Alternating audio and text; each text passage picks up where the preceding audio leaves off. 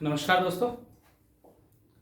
आज की क्लास में हम डिस्कस करने वाले हैं बहुत ही इम्पोर्टेंट टॉपिक को, और वो इम्पोर्टेंट टॉपिक है आपका इतिहास, कला, संस्कृति और रिलीजन को लेकर। देखिए, जैसा आपको पता है कि अभी वैशाख पूर्णिमा का त्यौहार मनाया गया है। गौतम बुद्ध का ये त्यौहार पूरी दुनिया को ये संदेश देता है कि अहिंसा सबसे ऊपर है, प्राणी मात्र के प्रति दया भाव, ये सारा जो मैसेज है वो गौतम बुद्ध का ही था।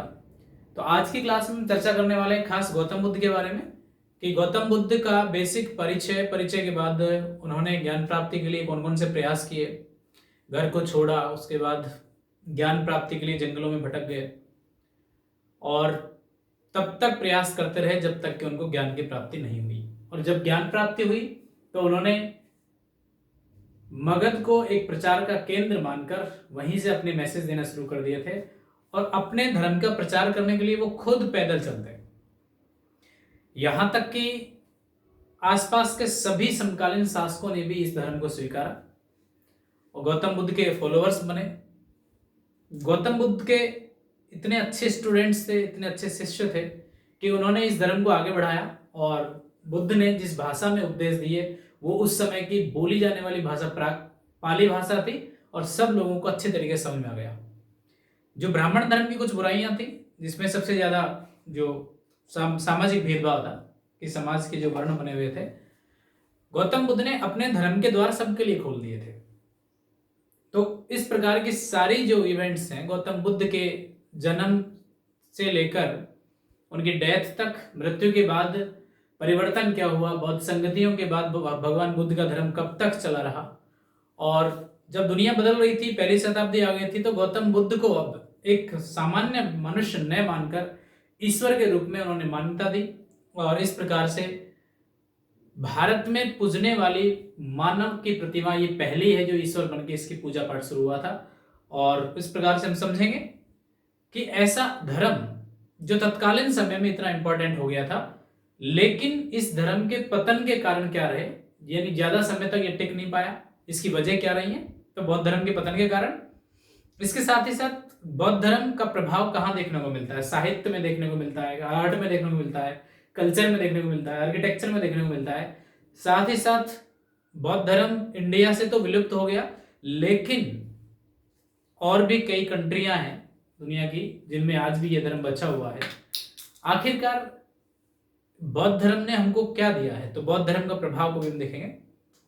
तो एक बेसिक सा ओवरव्यू मैं आपके सामने रखता हूं बौद्ध धर्म के बारे में कि बौद्ध धर्म के कुछ पॉइंट्स जो होंगे, वो पॉइंट्स कौन कौन से होंगे आपके सामने। तो देखिए,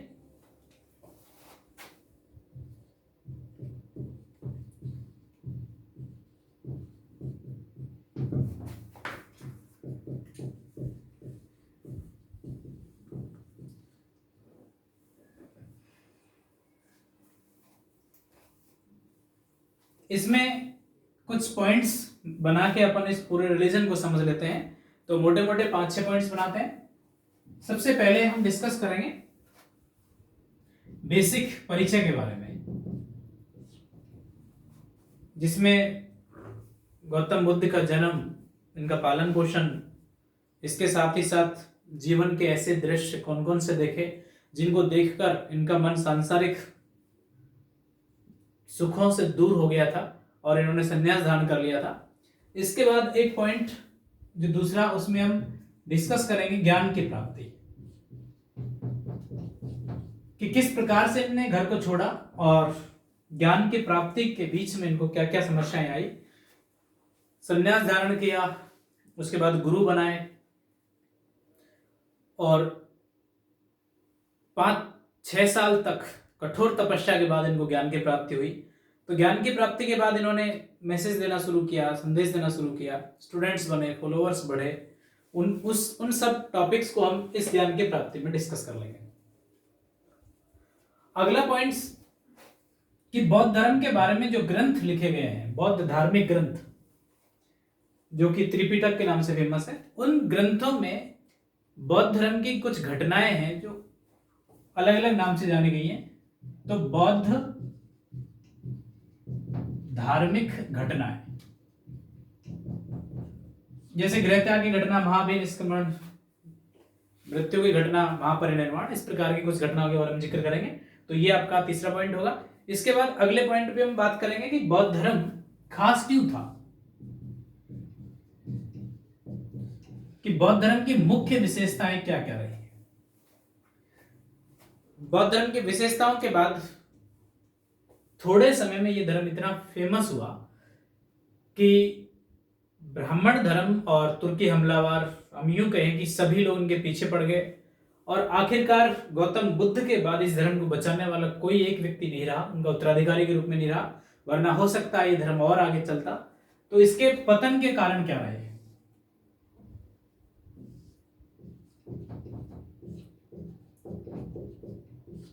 कि आखिरकार भारत की धरती से विलुप्त हो गया, लेकिन सभी के दिल और दिमाग में आज भी अहिंसा और प्राणी मात्र के प्रति दया भाव की जो भावना है वो आज भी जड़ जमा के कैसे बैठी हुई है, इसके बारे में डिस्कस करेंगे लोग।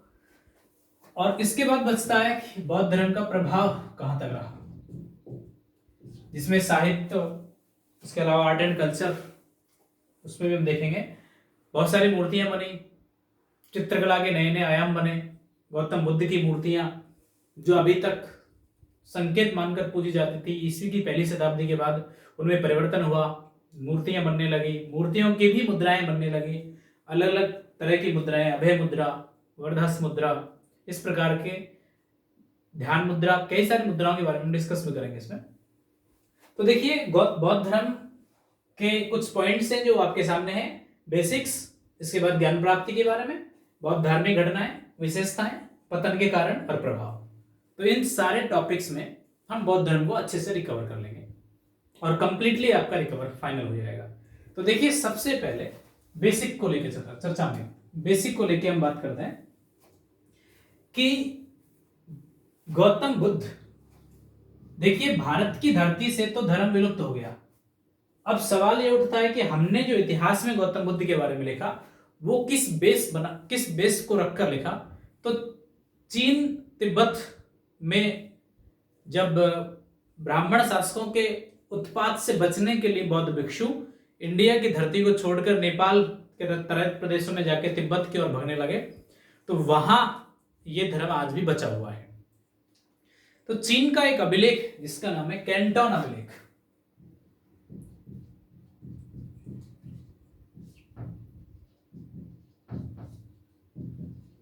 कैंटोन अभिलेख इस बात को बताता है कि गौतम बुद्ध का जो जन्म है, ये गौतम बुद्ध का जन्म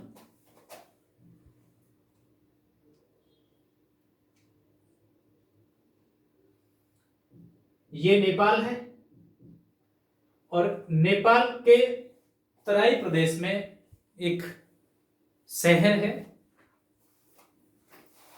एक गांव है एक तरीके से, जिसका नाम है लुम्बिनी वन। ये अभिलेख इस बात को बताता है कि गौतम बुद्ध का जन्म यहां हुआ है नेपाल में, जो आज के हिसाब से देखें तो नेपाल में हुआ है, और वो जन्म स्थान है इनका लुम्बिनी वन। लुम्बिनी वन वाला जो इलाका है, ये सारा का सारा इलाका कपिलवस्तु में ही आता है।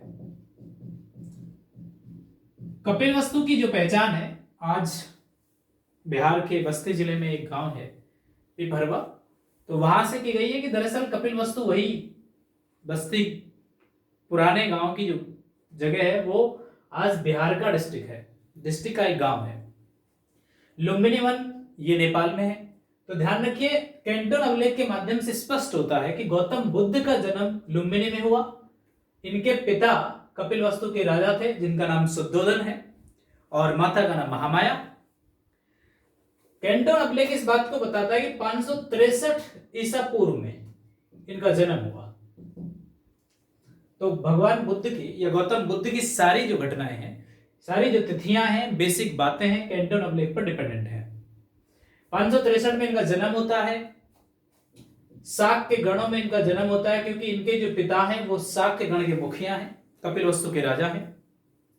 इनकी माता कौशल राजवंश की कन्या यशोधरा है, महामाया है। पिता है शुद्धोदन, माता महामाया,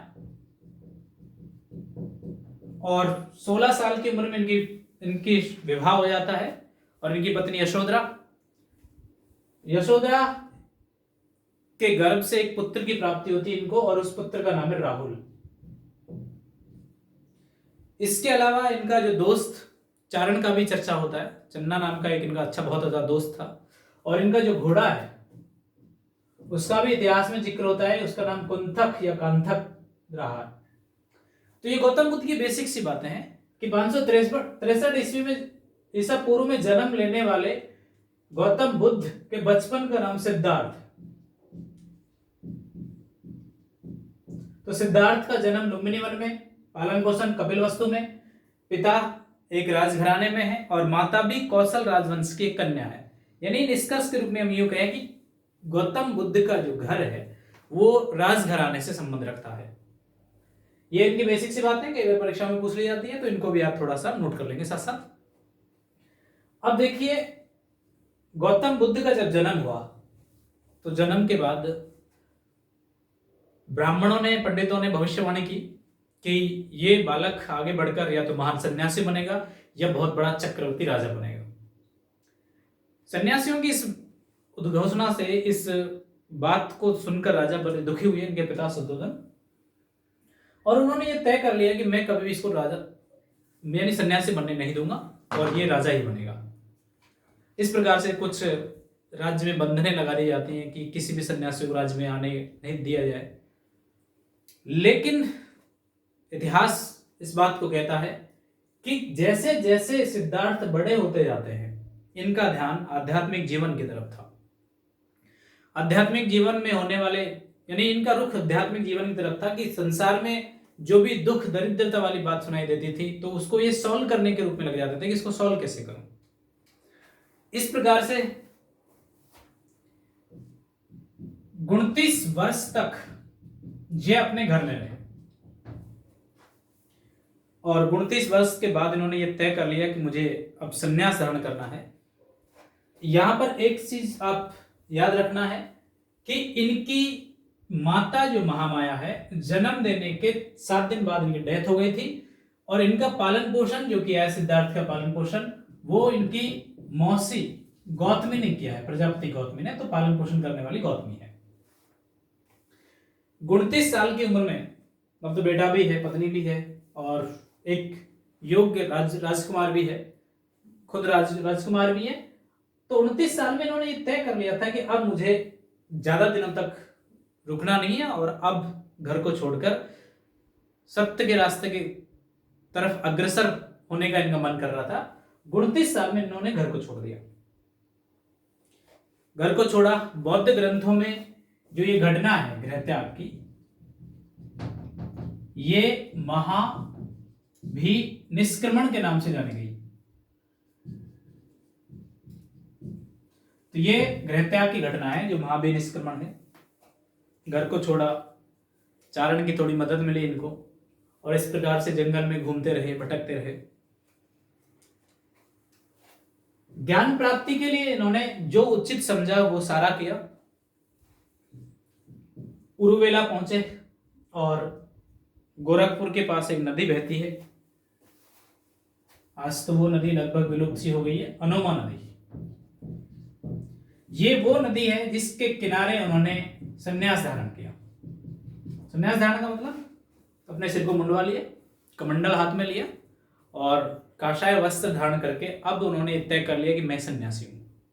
लेकिन इतना होने से अभी सन्यासी बनने से ज्ञान प्राप्ति थोड़ी होगा। वहीं पास के जो गुरुकुल में एक आचार्य है, जो सांख्य दर्शन के बहुत इंपॉर्टेंट गुरु थे, इनका नाम आलार कालम बुद्ध के पहले गुरु बने। यहां से उन्होंने सांख्य दर्शन की शिक्षा ली। इसके बाद रुद्रक रामपुत के पास पहुंचे। ये सिद्धार्थ के जीवन में आने वाले दूसरे गुरु थे। गुरुओं से शिक्षा लेकर अब इन्होंने पूरी तरीके से यह तय कर लिया है कि अब मैं उपदेश देना चाहता हूं। देखिए, ये वाले जो उपदेश हैं, ये उपदेश ज्ञान प्राप्ति वाले उपदेश नहीं है। ये एक तरीके से हम कहेंगे कॉपी करके और ज्ञान को बांटना है। जब इन्होंने ये ठाना कि मुझे उपदेश देना है, तो उरुवेला में 5 ब्राह्मणों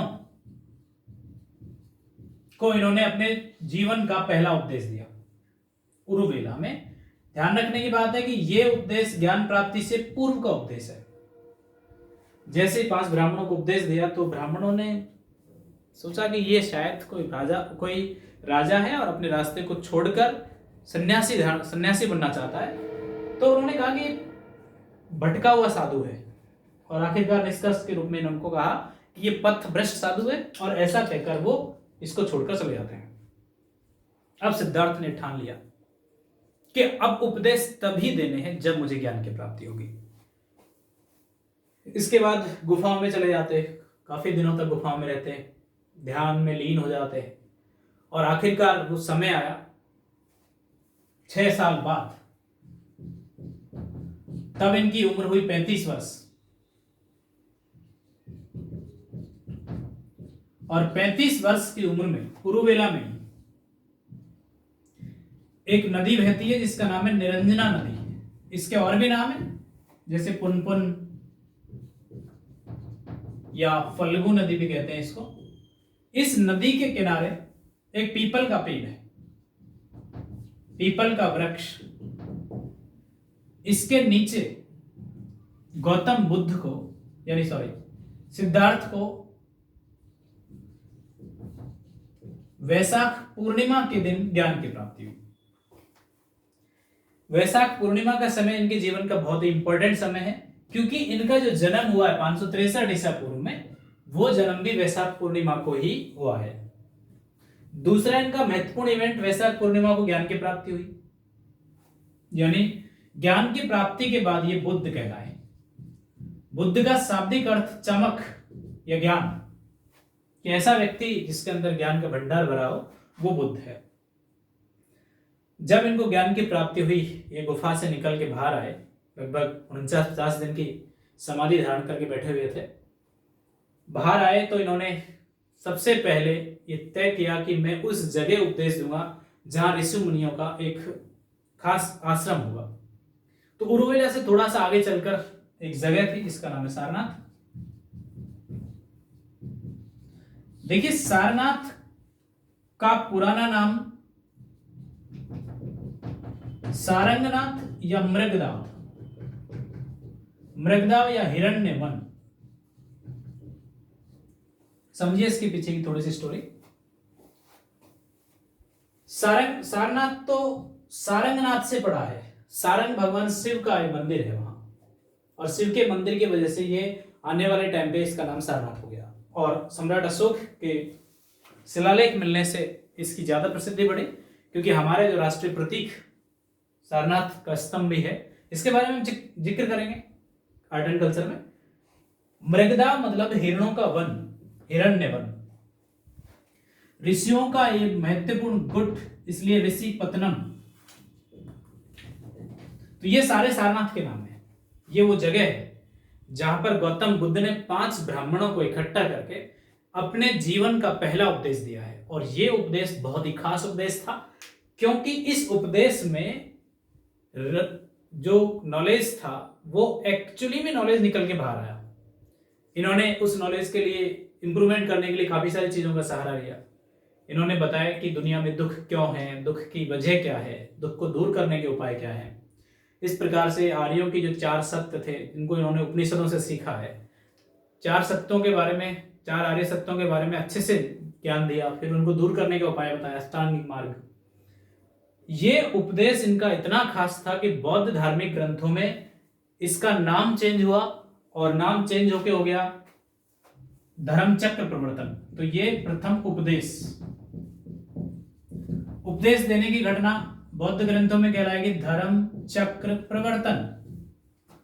और जिस पीपल के पेड़ के नीचे इन्होंने ज्ञान प्राप्त किया था, ये बोधि वृक्ष के नाम से फेमस हुआ। जिस जगह निरंजना नदी के किनारे इन्होंने ज्ञान प्राप्त किया था, वो जगह बोध गया के नाम से फेमस हुई। और इस प्रकार से गौतम बुद्ध अब सिद्धार्थ से गौतम बुद्ध हो गए हैं।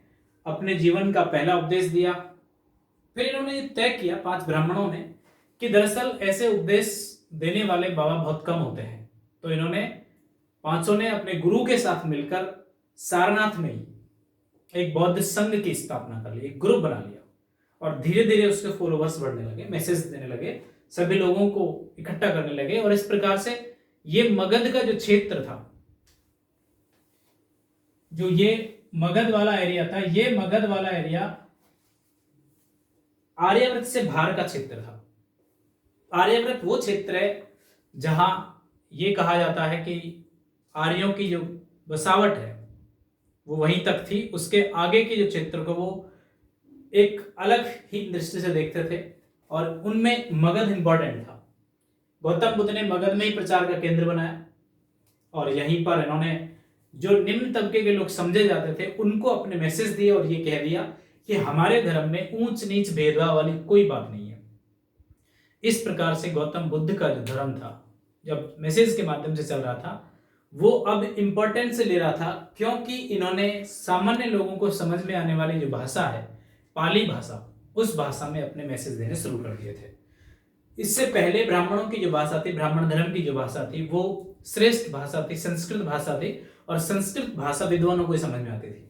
इस प्रकार से पाली भाषा के माध्यम से इन्होंने अपने मैसेज दिए और मैसेज इतने फेमस हुए कि आसपास के सभी मगधवासियों को इतने भागे कि अब मगधवासी इनके धर्म का प्रचार करना शुरू करते हैं।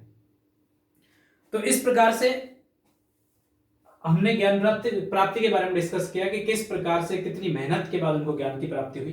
देखिए, यहां से परीक्षाओं में बहुत सवाल आते हैं, सीधे सीधे पूछ लिए जाते हैं, तो आप इनको एक एक पॉइंट्स को आप नोट कर लीजिएगा और उनको अच्छे से रिमेंबर कीजिएगा, बार बार इनको मेमोराइज कीजिएगा। गौतम बुद्ध के गुरु के बारे में भी कई बार सवाल आया है, गौतम बुद्ध के ज्ञान प्राप्ति के बारे में भी सवाल आया, वैशाख पूर्णिमा को लेकर सवाल आया, पिता माता और घोड़ा का मित्र वगैरह जन्म को लेकर सभी पॉइंट से सवाल डायरेक्टली पूछे गए थे। और एक समय ऐसा आया कि बौद्ध धर्म पूरे एशिया की लाइट बन गया, इसलिए इसको लाइट ऑफ एशिया भी कहा जाता है।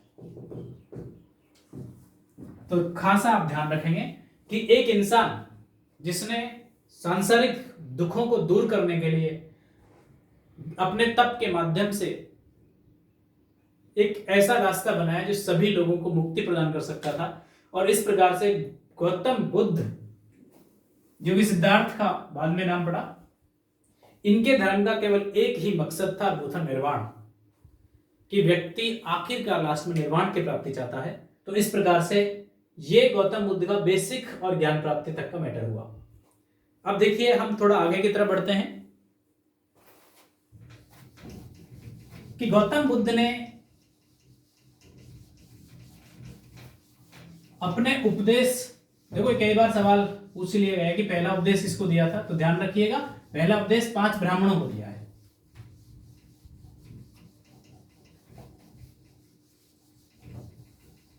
और इनके जो स्टूडेंट हैं, अब देखिए स्टूडेंट किस प्रकार से बटे, इनका बौद्ध ग्रंथों में जिक्र किया गया है।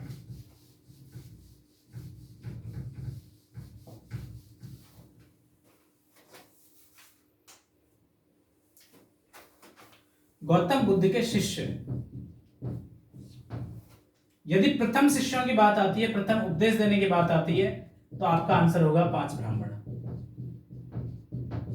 और उपदेश दिया कहां पे, तो सारनाथ। इनके शिष्य लेटर ऑन 2 भागों में बटे। इन्होंने ये कह दिया था कि जरूरी नहीं है कि कोई व्यक्ति गृहस्थ आश्रम को छोड़कर ही संन्यास आश्रम धारण करे, और इन्होंने इतना भी नहीं कहा है कि कोई भी व्यक्ति गृहस्थ आश्रम में रहते हुए भी आराम से रहे, ऐसा भी नहीं कहा इन्होंने, कि निर्वाण को अगर प्राप्त करना है तो उसको सन्यासी जीवन और गृहस्थ जीवन दोनों के बीच का रास्ता अपनाना पड़ेगा, और यही था मध्यम प्रतिपदा सिद्धांत। इसके बारे में डिस्कस करेंगे आगे। तो इनके शिष्य 2 प्रकार के थे, एक तो सन्यासी और दूसरे थे गृहस्थी। जो सन्यासी थे वो तो कहलाए भिक्षु, जो पुरुष सन्यासी थे वो तो भिक्षु, और जो महिला सन्यासी थी वो कहलाए भिक्षुणी। उसी प्रकार से गृहस्थ में एक पुरुष तो कहलाए उपासक और महिलाएं कहलाई उपासिका। यहां से समझना थोड़ा सा कि भिक्षु शिष्य तो इनके बहुत सारे थे। भिक्षु शिष्यों में अगर बात करें तो सारिपुत्र, मोद गगल्यान, आनंद, उपाली, तपस्सु, कलिक, ये इनके भिक्षु शिष्य हैं जिनके बारे में इतिहास में काफी सारी बार जिक्र हुआ है। और सबसे इंपॉर्टेंट जो शिष्य इनका आनंद, उसके बारे में तो काफी बार डिबेट हुई है इनके और गौतम बुद्ध के बीच। और इस प्रकार से ये कहा जाता है कि गौतम बुद्ध का प्रिय शिष्य आनंद था। आनंद की बात को हमेशा मानते थे। भिक्षुणी की अगर बात करें तो पहली जैन भिक्षुणी है चंपा। चंपा का संबंध राजघराने से है, क्योंकि जो अंग प्रदेश है, अंग प्रदेश के जो राजा हैं जिसका नाम है दधिवाहन,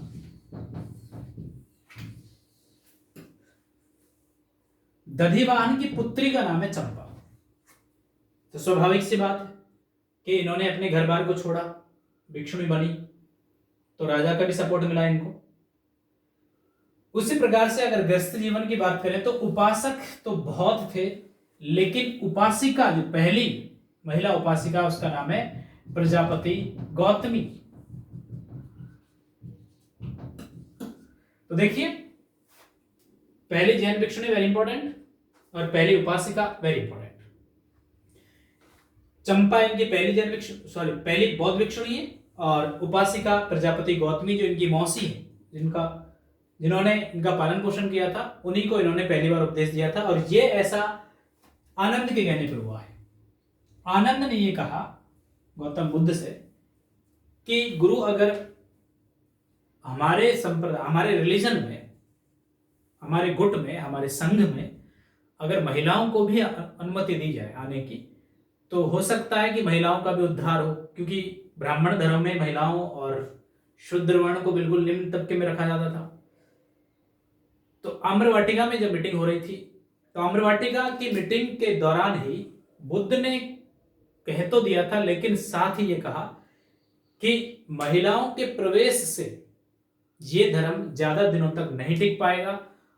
अगर ये महिलाओं को प्रवेश नहीं देते हैं तो ये धर्म कम से कम 1000 साल तक जिंदा रहेगा, और महिलाओं को प्रवेश देने से ये धर्म 500 साल ही जीवित रह पाएगा। और आखिरकार बुद्ध का ये स्टेटमेंट कथन साबित हुआ, क्लियर, सही साबित हुआ। तो ये उपदेश देने की बात थी, और ये 2 पॉइंट्स जो आपके सामने, इनको भी आप अच्छे से याद रखिएगा। अब देखिए, उपदेश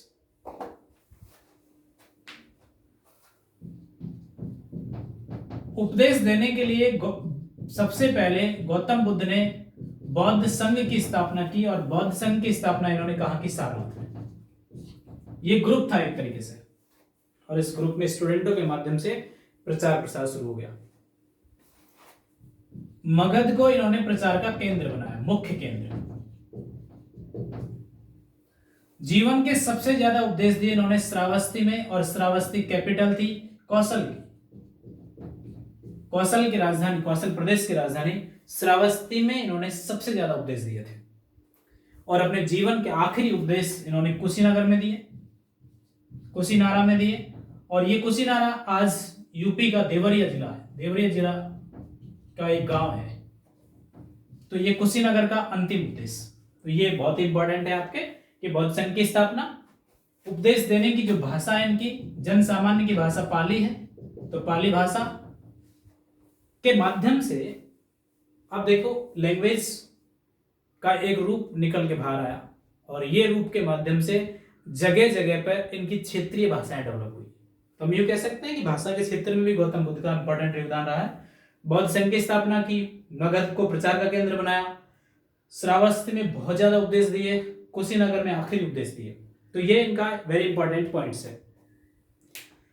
अब देखिए, इन्होंने अपने धर्म के उपदेश दिए, अपने धर्म में सभी लोगों को समाहित कर लिया।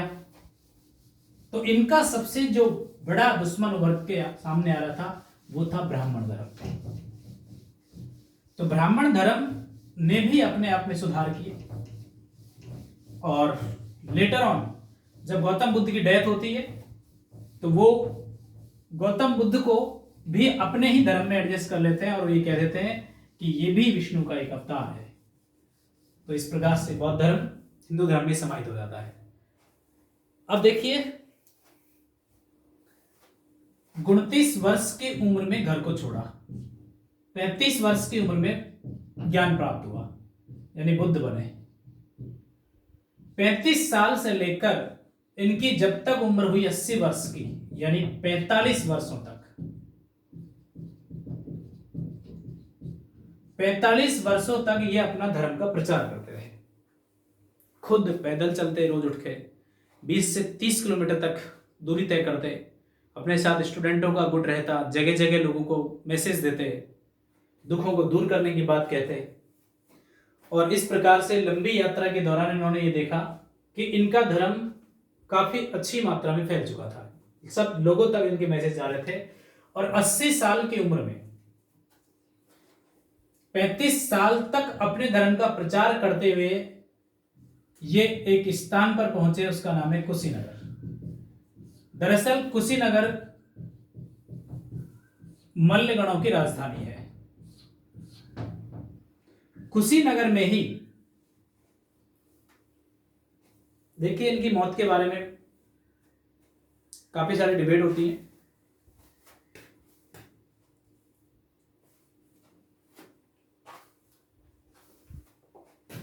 कुछ लोगों का मानना यह है, कुछ इतिहासकारों का मानना यह है कि दरअसल ये एक चाल थी, जो ब्राह्मण धर्म की चाल थी, कि उन्होंने कुशीनगर का एक व्यक्ति जिसका नाम है सुनार, इस सुनार के घर में इन्होंने एक बहुत बड़े पर्व का आयोजन करवाया और इनके भोजन में शुकर मद्धव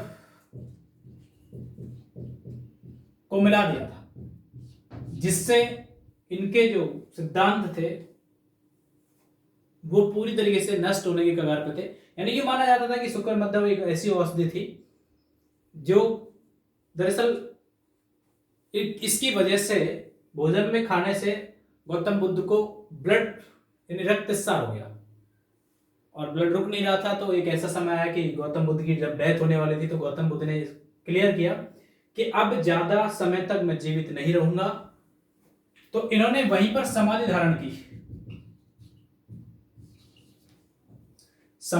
की, और थोड़ी ही देर बाद जब ये समाधि में बैठने वाले थे तो इनका एक परिवार का व्यक्ति, बुजुर्ग व्यक्ति जिसका नाम है सुबच्छ, ये सुबच्छ गौतम बुद्ध को ढूंढता हुआ आया।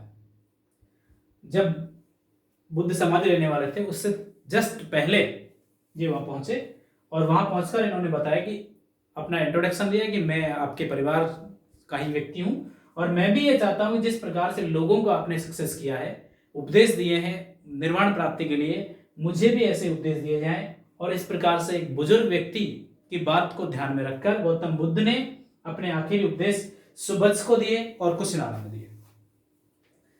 समाधि धारण करने के बाद उपदेश दिया, उसके बाद समाधि धारण की, समाधि धारण करने के बाद इनकी मृत्यु हो गई। और जब इनकी मृत्यु हुई तो इनको पूरी तरीके से जला दिया गया।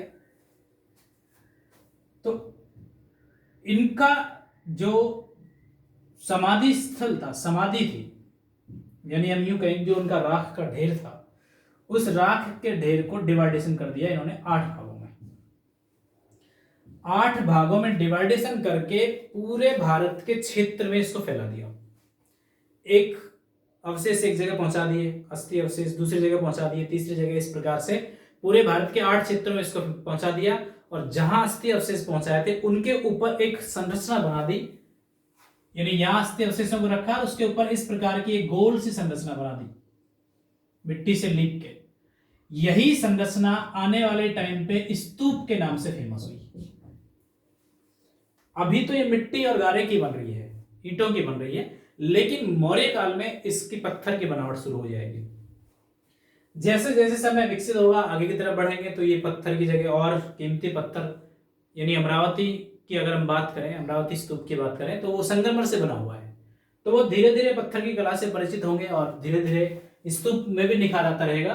तो स्तूप वो जगह है जहां गौतम बुद्ध के समाधि रखी जाती थी, यानी अस्थियां रखी जाती थी। 8 भागों में बांटा। इनका अंतिम जो संस्कार किया वो मल्लगणों ने किया और इस प्रकार से गौतम बुद्ध दुनिया को छोड़ के चले गए थे। अब देखिए, जब गौतम बुद्ध की डेथ हुई तो डेथ के बाद में तुरंत तो धर्म खत्म होने वाला नहीं था। ऐसी स्थिति में सभी जो इनके बौद्ध भिक्षु थे, बौद्ध भिक्षुओं ने मिलकर एक मीटिंग बुलाई और वो मीटिंग ठीक उसी दिन बुलाई जिस दिन गौतम बुद्ध की डेथ हुई थी।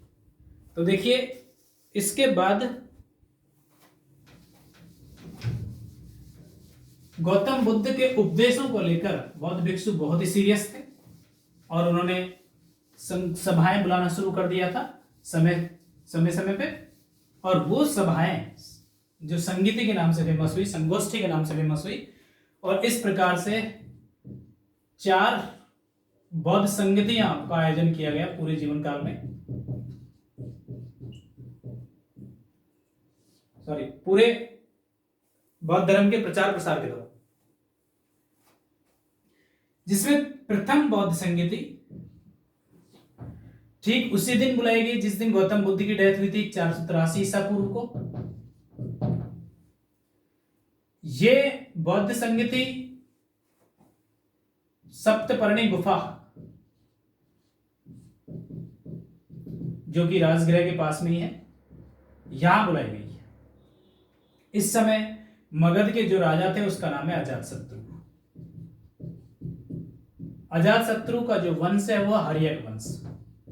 तो ध्यान रखिए, अजातशत्रु के जो पिता हैं उनका नाम है बिंबिसार। बिंबिसार हर्यक वंश का संस्थापक है और बिंबिसार गौतम बुद्ध का बहुत अच्छा दोस्त भी है। इतिहास में एक नाम और आएगा, बिंदुसार। आप कंफ्यूज ना हो, बिंदुसार मौर्य वंश में जाके आएगा और सम्राट अशोक के पिता जो होंगे वो बिंदुसार थे। तो ये बिंबिसार है, अजातशत्रु के पिता हैं। तो गौतम बुद्ध का बहुत अच्छा दोस्त बिंबिसार भी गौतम बुद्ध का अनुयायी था और अजातशत्रु वो शासक है जिसके समय गौतम बुद्ध ने निर्वाण प्राप्त किया था। इस समय बौद्ध संगति का आयोजन गुफा में किया गया था और फाइनली इस गुफा का जो एक बौद्ध भिक्षु अध्यक्ष बना उसका नाम है महाकश्यप।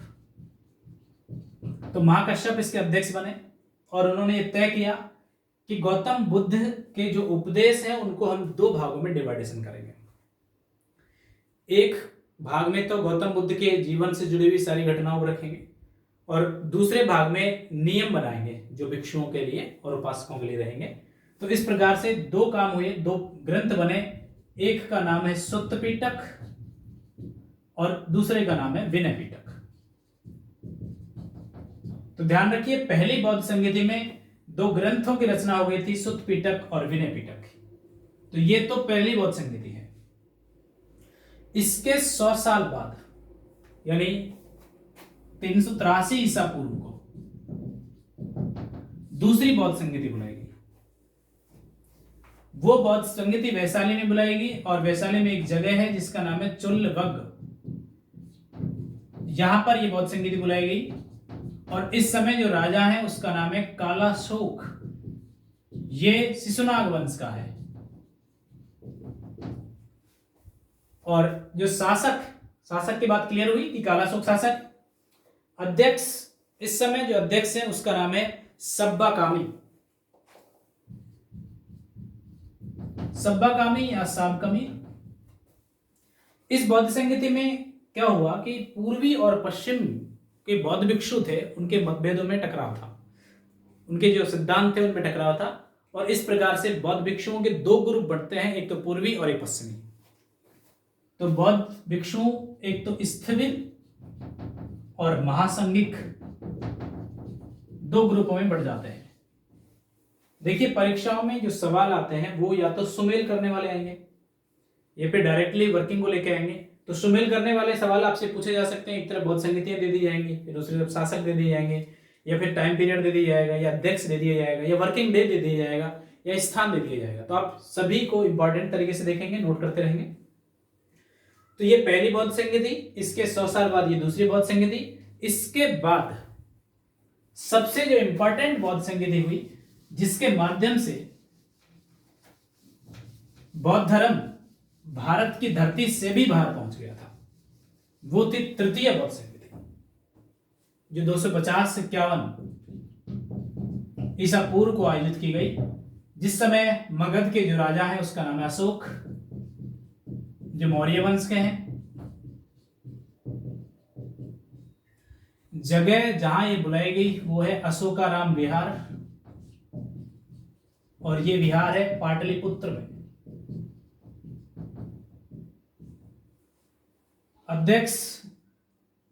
अध्यक्ष एक राजा है, और वो राजा सम्राट अशोक के बातों से प्रभावित हुए, और प्रभावित होकर इस प्रकार से उन्होंने तय कर लिया कि जिस प्रकार से गौतम बुद्ध के उपदेश सम्राट अशोक ने स्वीकार किए थे, उस प्रकार से मैं भी अपना सब कुछ छोड़ छाड़ के और पूरी तरीके से भगवान बुद्ध के प्रति समर्पित हो जाऊंगा।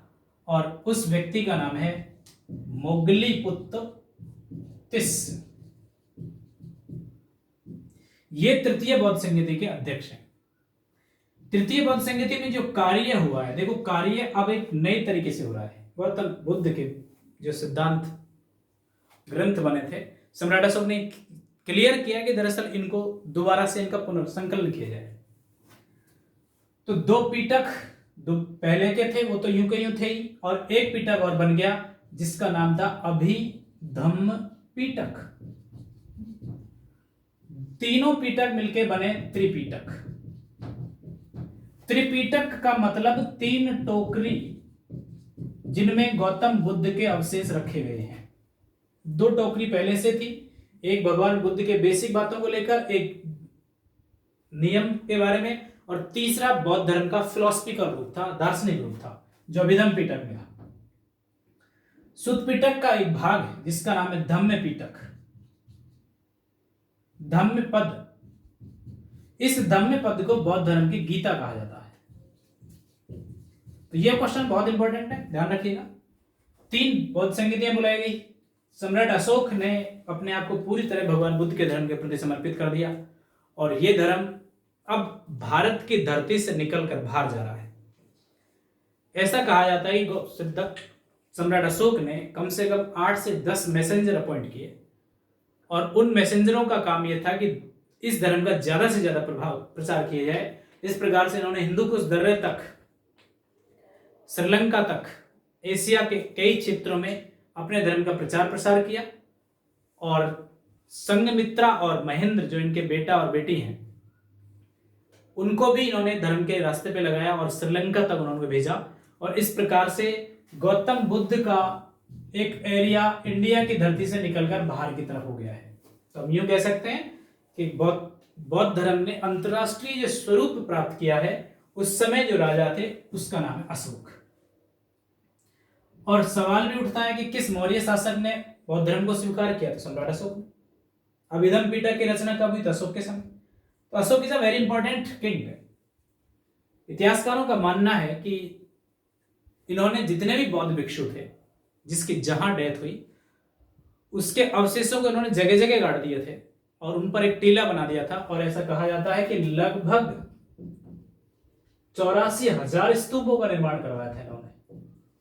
लेकिन समय के अंतराल को देखते हुए इतनी दुश्मनी ज्यादा बढ़ गई थी बौद्ध धर्म बौद्ध भिक्षुओं की कि सारे स्तूपों को नष्ट कर दिए। लेकिन फिर भी 1-2 स्तूप हमको आज भी देखने को मिलते हैं, जैसे सांची और सारनाथ।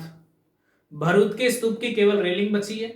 सांची सारनाथ लगभग ठीक ठाक मात्रा में पाए गए हैं, जिनमें से सारनाथ में तो खास कुछ नहीं है क्योंकि पिलर्स वगैरह हैं। लेकिन सांची जो मध्य प्रदेश के विदिशा के पास में स्थित है, उसमें काफी सारी आर्ट एंड कल्चर की बातें हमको देखने को मिलेंगी, आर्किटेक्चर की बातें उसमें सामने आएंगी, तो हम उसका आगे डिस्कस करेंगे। तो ये तीसरी बौद्ध संगीति थी। तीसरी बौद्ध संगीति में 3 पीटक बन गए थे और एक बौद्ध संगीति जो समय परिवर्तन हो रहा था, पहली शताब्दी जब आई, ईसा मसीह का जन्म हो चुका था, और यहां से जो तिथि चलेगी वो आपकी चलेगी ईस्वी में। अभी तक तो ईसा पूर्व चल रही थी, अभी तिथि ईस्वी में चलेगी, और समय परिवर्तन के को मद्देनजर रखते हुए जो चतुर्थ बौद्ध संगति बुलाई वो पहली शताब्दी में,